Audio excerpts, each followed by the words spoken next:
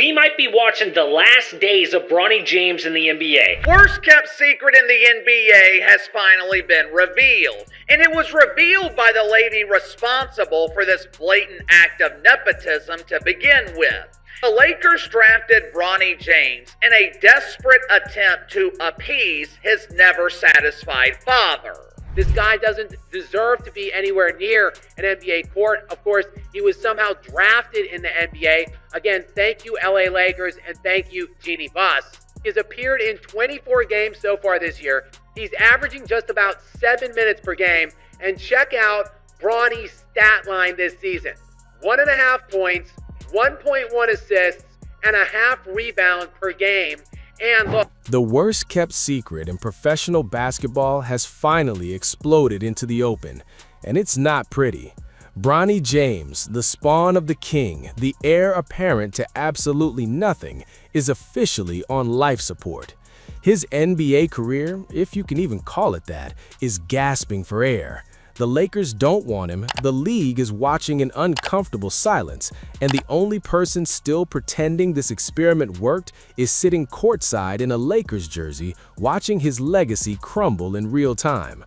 Let's be brutally honest here.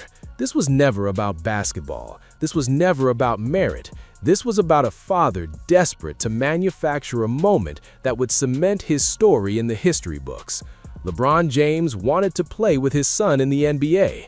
Noble? Sure. Realistic? Absolutely not. And now the bill has come due. According to explosive reports from ESPN, Jeanie Buss and the Lakers organization are done playing along. They drafted Bronny James as a favor, a desperate, transparent attempt to keep LeBron happy in what everyone suspected would be his final years in purple and gold.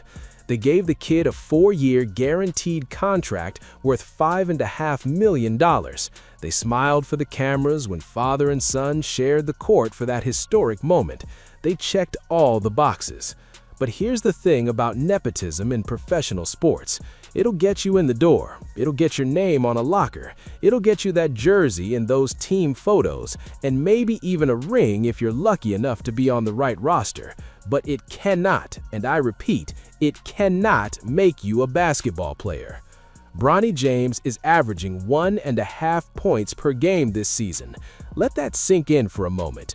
1.5.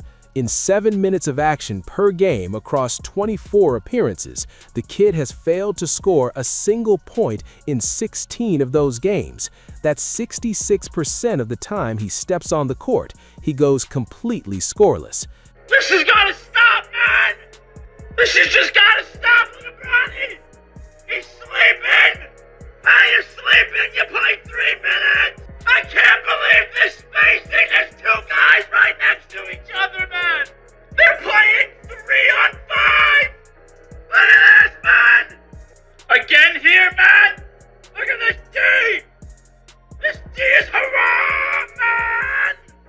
You have to have more defensive awareness than that, Bronny! Come on, man!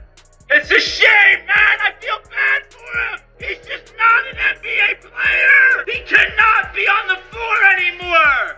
His shooting splits? A catastrophic 32.5% from the field and 33% from 3. His advanced metrics are so bad he doesn't even qualify for most statistical rankings. His value over replacement player is negative 0.1. His box plus minus is a ghastly negative 5.3. To put that in perspective, there are G League players putting up better numbers while riding the bus between Sioux Falls and Grand Rapids. But the numbers only tell part of this tragic story. The real damage is what's happening behind closed doors, because according to that same ESPN report, the Lakers expected gratitude. They expected LeBron to recognize the massive favor they'd done him by drafting his unqualified son and handing him guaranteed money. They expected some level of appreciation for bending over backwards to accommodate a 41-year-old superstar's fantasy of playing alongside his kid. Instead, what they got was more demands, more entitled behavior, more of LeBron acting like the organization owed him something, when in reality, it's been the other way around for years. who has worked with LeBron in his 23 years, at times feels like he's a headache. And those headaches are worth it times 10. The Lakers gave LeBron everything he wanted. Russell Westbrook? Done. When that disaster imploded spectacularly, LeBron distanced himself from the decision like he hadn't been the one pushing for it. Anthony Davis? They mortgaged their future to get him. And now, Bronny James, the ultimate favor, the one that required them to waste a draft pick and roster spot on a player who has no business being in the league. And what did the Lakers get in return? A father-son publicity stunt that lasted exactly one game. A kid who can't crack the rotation even when injuries decimate the roster. And a locker room situation that has reportedly become so toxic, ESPN dedicated an entire investigative piece to it. Let's talk about the real casualty here, Jordan Goodwin. Remember that name? Probably not, because the Lakers waived him last summer to make room for Bronny James on the roster. Goodwin, a legitimate NBA defender who brings energy, perimeter defense, and actual offensive contribution, was shown the door so the Lakers could continue their LeBron appeasement tour. Where's Jordan Goodwin now? He's in Phoenix, averaging around 10 points per game over his last 10 appearances, playing solid defense and actually contributing to winning basketball. You know, the things NBA players are supposed to do. Meanwhile, Bronny James sits at the end of the bench, a living, breathing reminder of what happens when nepotism collides with reality. J.J. Redick, the Lakers head coach, refuses to play him. Even with LeBron sitting right there on the bench, even with the pressure mounting, Redick knows what everyone else knows. Putting Bronny on the floor is basketball malpractice. The kid can't get past a defender, he airballs shots with alarming frequency. His offensive game is non-existent. Sure, he plays decent defense, but being a defensive specialist who can't score in the modern NBA is like being a designed hitter who can't hit. It's a contradiction that doesn't work. And here's where it gets even more uncomfortable. Bronny James is 19 years old. He's a kid who never asked to be thrust into this impossible situation. He wasn't ready for USC, let alone the NBA. But when your father is LeBron James, when the opportunity presents itself to make generational wealth and spend every day with your dad after years of him being on the road, what are you supposed to do? Bronny chose the money and the moment. He chose 2 years with his father over developing his game in college. He chose financial security over the long-term investment in his career. And honestly, can anyone blame him? But that choice came with consequences, and those consequences are playing out in real time in front of millions of people, with every missed shot and every DNP on the stat sheet. The thing about nepotism, it can only get you so far. Nepotism will get your foot in the door, but it doesn't guarantee that your feet will be on the court. That's the harsh reality Bronny James is learning right now.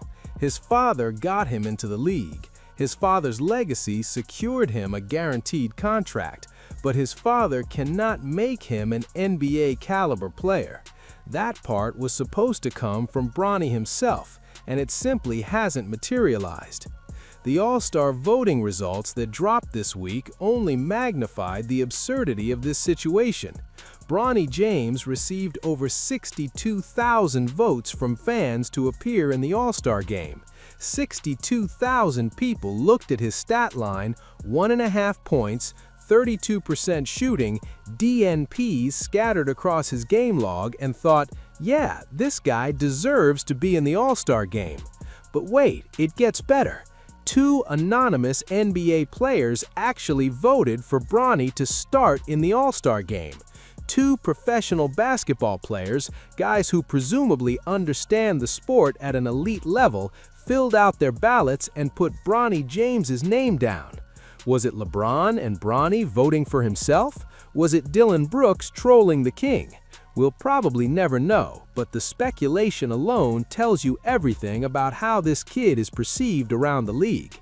He's a joke, a punchline, a cautionary tale about what happens when legacy and ego override basketball evaluation. In the NBA, you have to pretend that Bronny's an NBA player, because otherwise you'll upset the king. And remember, he is a 6'2" guard that's a non-point guard. I've never seen that existing in the current NBA. And go back 20 years. He is 1 for 16 in the NBA from the floor, 0 for 7 on threes. He's not an NBA player. He was not a great high school player. He was a good high school player. He wasn't a good college player. He was a college player. And he's not an NBA player. And he may be a great kid. I'm sure he is. LeBron's a nice guy. I've met him. Can we stop pretending on... And the saddest part? This is all going to end very soon. LeBron James is almost certainly playing his final season in the NBA. When he retires, whether that's this summer or next, the protection Bronny has enjoyed disappears instantly. The Lakers will have zero incentive to keep him on the roster. No other team is going to pick him up out of competitive interest. By the summer of 2026, maybe sooner, Bronny James's NBA career will be over. He'll have his guaranteed money, his handful of DNPs, and a basketball reference page that historians will point to as one of the most obvious cases of nepotism in league history. Rich Paul can go on podcasts and deflect all he wants. He can say who gives a fuck about the reports and the criticism. He can demand that LeBron be appreciated for everything he's done. But appreciation is a two-way street. And from everything we're hearing, LeBron has spent his Lakers tenure taking far more than he's given. The Lakers gave him a championship in the bubble. They gave him Anthony Davis. They gave him Russell Westbrook when he demanded it. They gave him coaching changes and roster moves and whatever else he wanted. And when LeBron wanted them to draft his unqualified son and pay him over $5 million, they did that too. But there's a breaking point in every relationship. There's a moment when the benefits no longer outweigh the costs. And for the Lakers, that moment appears to have arrived. LeBron will be fine. He's a billionaire with 4 rings and a Hall of Fame resume. His legacy, however you want to debate it, is secured. He'll ride off into the sunset with his billions and his business empire and his media ventures. But Bronny? Bronny is the one who's going to pay the price for all of this. He's the one whose career was sacrificed on the altar of his father's ego. He's the one who'll be remembered not for what he accomplished, but how he got there. The Lakers don't want him. The league doesn't respect him. The fans mock him. And when LeBron retires, the facade comes crashing down completely. This is what happens when you try to manufacture destiny instead of earning it. This is what happens when nepotism meets the harsh reality of professional sports. This is what happens when a father's desire to create a moment supersedes a son's need to develop properly. LeBron has potentially miscalculated because his greed, his desire to play with his son may end up blowing up in his face. This has turned into a tragic soap opera moment. Bronny James's NBA career is on life support, and when they finally pull the plug, we'll all remember how we got here. We'll remember the draft pick that should have gone to someone who deserved it. We'll remember Jordan Goodwin getting waived to make room for a vanity project. We'll remember the 1.5 points per game and the 66% scoreless appearances.